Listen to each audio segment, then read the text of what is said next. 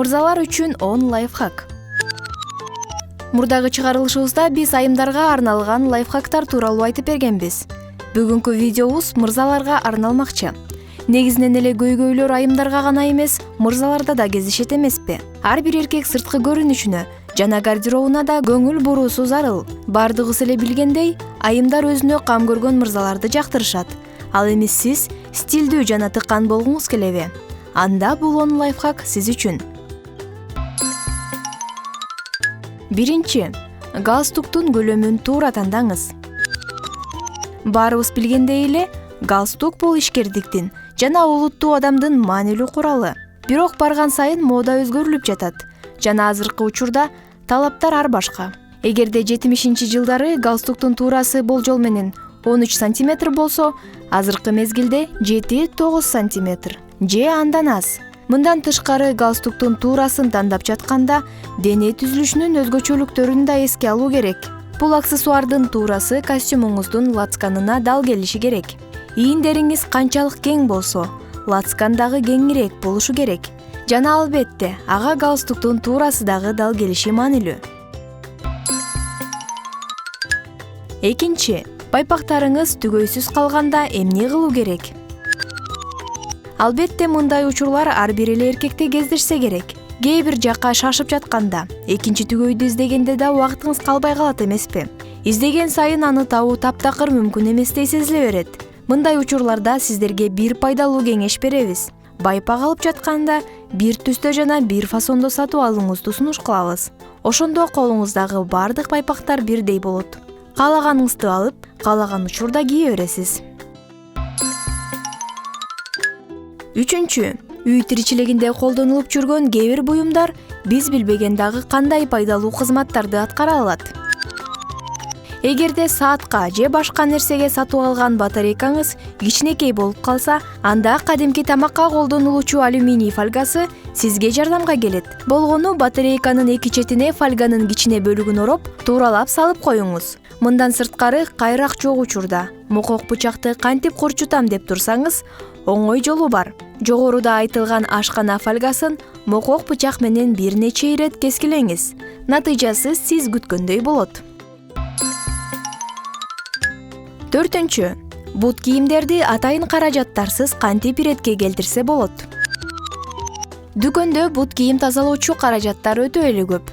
Ал эми колуңузда эч нерсе жок болсо, зайтун майын, орусча айтканда оливковое масло колдонуңуз. Ал кирди тазалап гана тим болбостон, бут кийимиңизди да жалтыратып коет. Эгер булгары өтүгүңүз өтө жакшы көрүнбөй жаткан болсо, жана анын жумшак жана жагымдуу болушун каалап жатсаңыз, анда кол кремин сүйкөп коюңуз.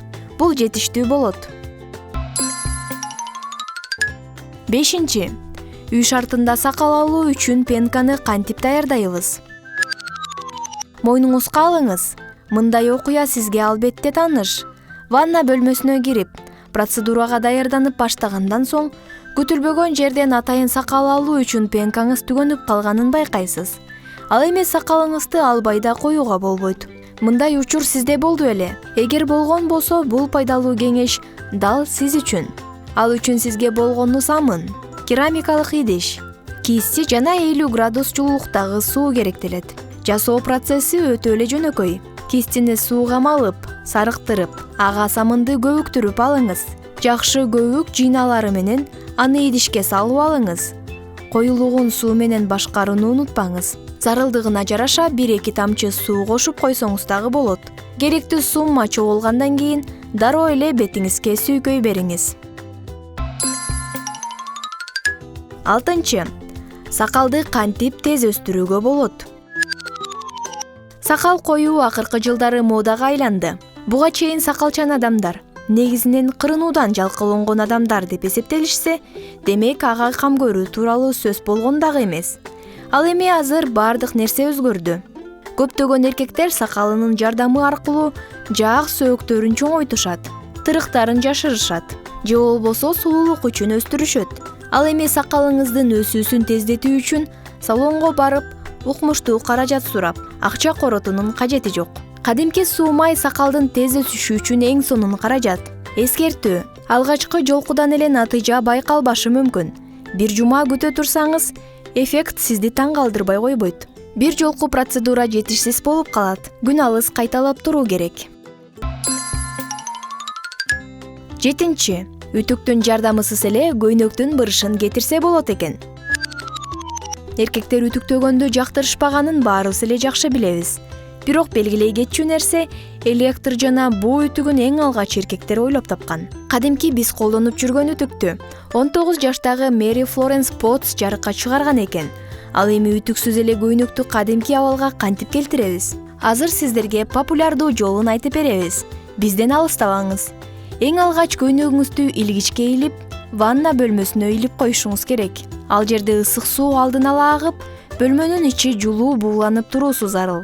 Бул манипуляция көйнөктөгү бырыштарды түздөөгө жардам берет.